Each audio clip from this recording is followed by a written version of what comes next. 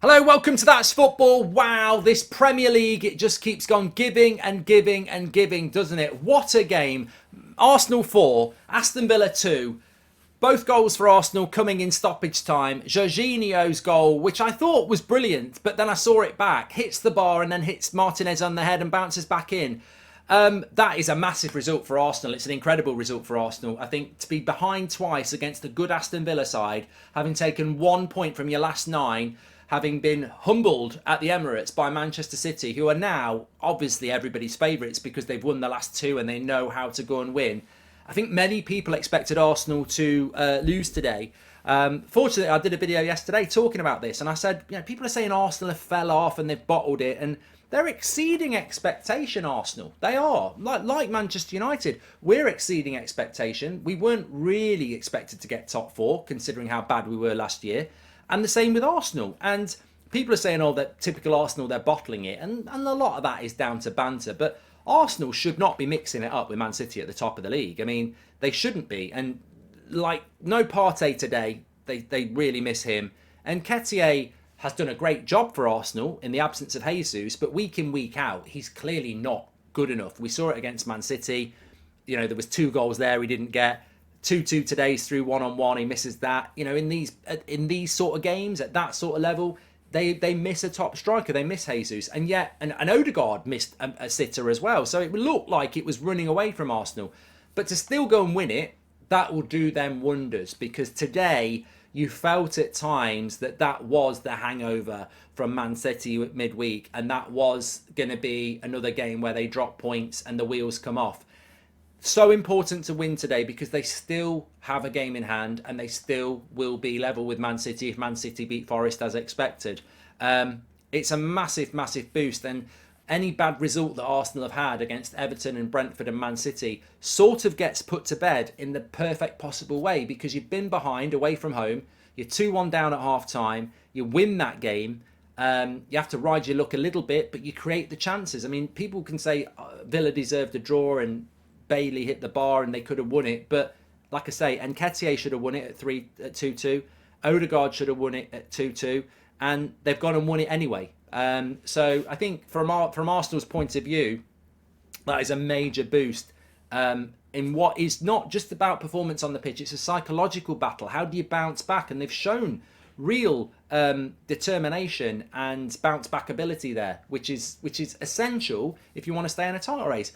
It's mission impossible. It's always been mission impossible. You are going to compete with a Man City side that knows how to post 90 plus points, that knows how to go and win 10 games in a row.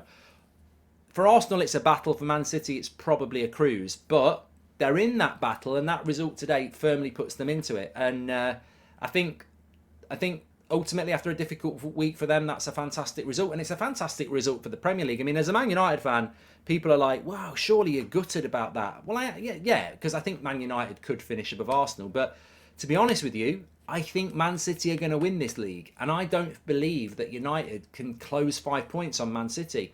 If we can, great. But ultimately, I think it's between Arsenal and Man City. And I'd rather Arsenal win it than Man City.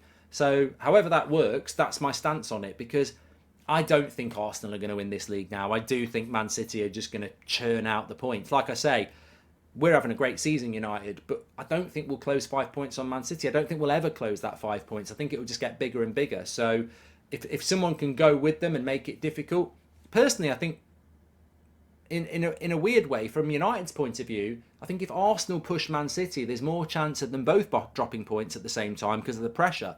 I think if Arsenal aren't pushing Man City, they'll just cruise away with it. So there's a lot of time for teams to drop points, but it was a very good result for Arsenal, as I say, and fantastic in the context of the Premier League to get a game like that. 6 goals on a Saturday lunchtime, brilliant start to the weekend. For Villa, I think it's unfortunate. They've worked really hard.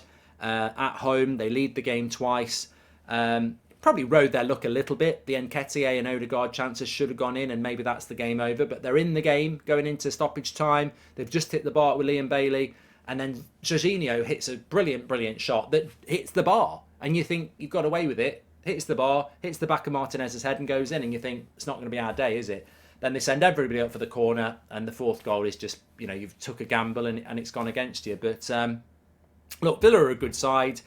Emery's doing a good job. He's not had a transfer window really yet. Their season is sort of not going to be in the relegation battle and not going to be in the European battle. So in some ways it's difficult to motivate, but they're a good team, Villa, under Emery, and they very nearly got a good point today.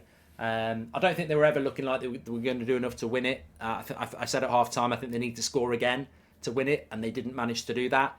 But from Arsenal's point of view, that's one down, isn't it? They've got two very difficult away games. They've got Villa today, which they've won, and I think next week they've got Leicester City, which will be difficult as well. If they win both of those games, they'll be in a lot better place. They desperately need Gabriel Jesus back, and they desperately need Thomas Partey back.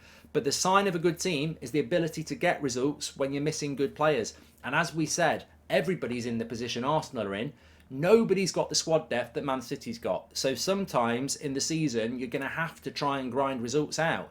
And to be able to do that, I mean, we've seen United do it without Casemiro at Leeds last weekend.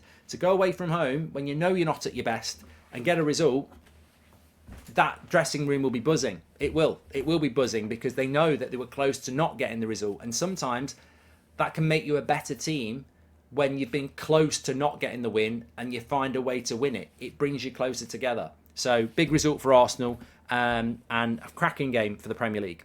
Thanks everyone for watching. Smash a like on the video and subscribe, and I'll probably see you on the watch along at 3.